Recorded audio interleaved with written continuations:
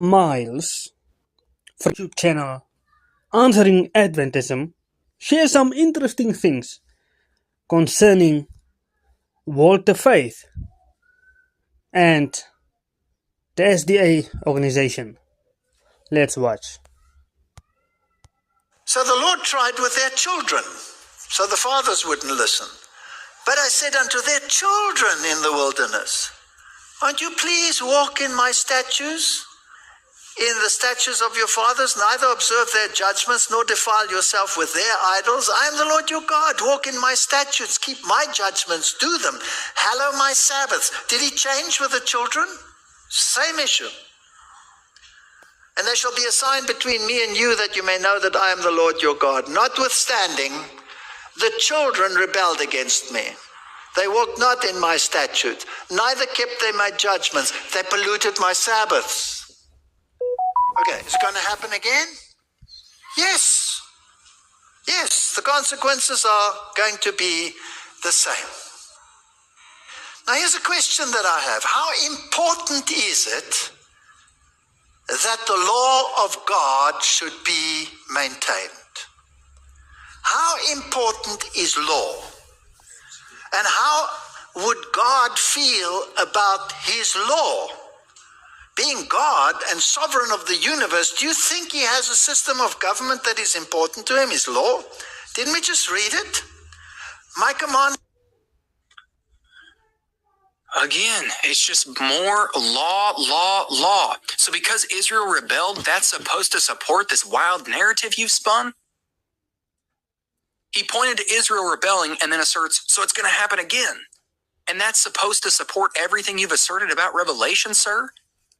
This shows, too, that you don't understand why Jesus is better. You point to all of this old system stuff that was pointing to the better, which is what the whole book of Hebrews is about, completely missing that part of what makes it better is that Jesus keeps his people.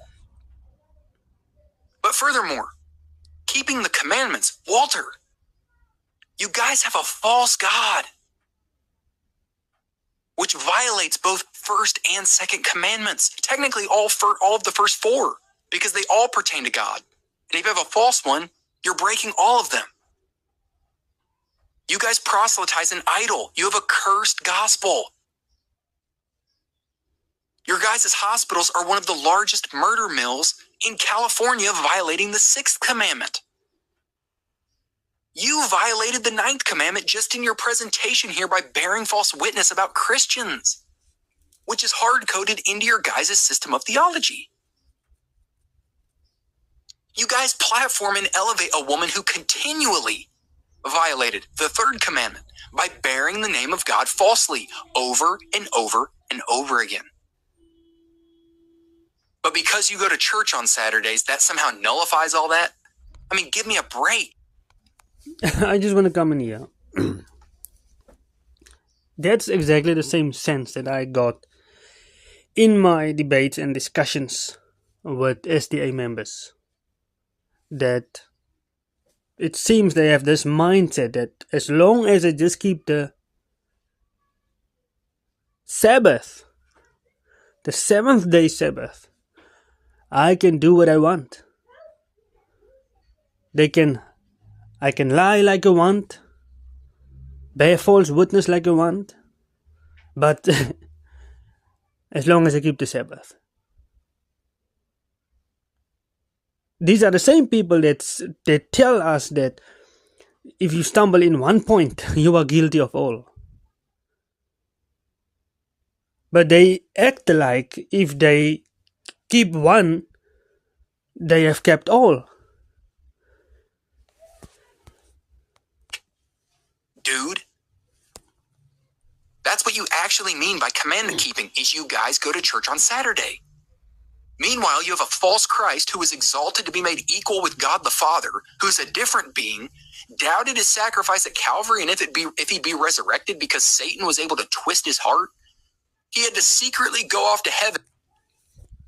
For those who don't know, if you just have to study SDA's concept of Trinity for you to know and to understand that that is not the doctrine of the Trinity that is taught by Christians and even by the historical Christian church.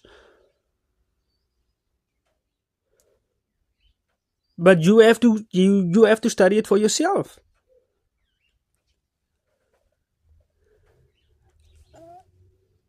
I don't know if SDA members are blind to the lies that is taught by this organization and by the leaders of this organization. For example, one person pointed me to the scripture that talks about the testimony in the book of Isaiah. And he says that verse talks about the writings of Ellen G. White. I burst out in laughter because how outrageous. I pointed out many scriptures again to that proves that the testimonies refers to the 10 Commandments. Just like the Old Covenant is, the 10 Commandments is called the Old Covenant in Scripture that they also deny. In other words, they deny scriptural biblical teaching to support and hold on to their own faith and system of beliefs. After his resurrection, to find out if his sacrifice was even accepted, wasn't able to resurrect himself, only the Father could, which Ellen White contradicts herself on, is a Levitical priest in heaven where he's still dealing with sin and was inaugurated as a priest at his ascension, despite scripture clearly teaching that he functioned as a high priest in his life, death, burial, and resurrection, and continued into his exaltation as king, where he is a priest king. A Christ whose blood didn't cancel any sin at Calvary, who simply functioned as an example in his life that points people to the law instead of the law pointing to him. I mean, give me a break that you guys are the commandment keepers. Your movement was started by anti-Trinitarian heretics, idolaters. Your movement is still full of them, and they fight amongst themselves. You guys can't even figure out if you all worship the same God or not. Just look at the comment section of my videos. You have SDAs going back and forth with one another about something as fundamental as who God is. You have idolaters in your ranks. But even those that hold to the heavenly trio, that's an idol. But we're supposed to come join you guys because you go to church on Saturday? The lack of self-awareness due to the tunnel vision around the Sabbath, which ironically is another idol to you guys. You guys don't simply worship on a day, you worship the day itself. As if the 24-hour rotation around the sun that we call Saturday has some sort of divine characteristic to it, making it an eternal thing, when days are a part of creation. The eternality aspect of that is the fourth commandment, folks, is about God being due worship. The seventh day was a pattern, not that days are eternal. The Adventist Church has taken the Reformed teaching around the law and completely botched it and twisted it. And then people leave the SDA Church and hear the Reformed understanding like I hold to, and they think, oh, that's what Adventists believe. Yeah, because they took things like they'd done with everything and twisted it. So don't try and tell us you guys are some bastion of commandment keeping amidst everyone else being lost. Now, if you think Myles is a novice, just go through his videos. Go through his channel. I would say he's very knowledgeable in SDA teaching and understanding SDA theology. But there's just so much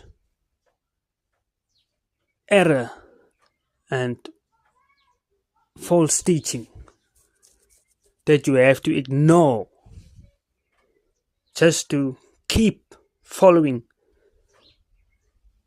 the SDA way. And I have personally found that no amount of sharing evidence, sharing proof moves an SDA member. we can just show them the proof and pray.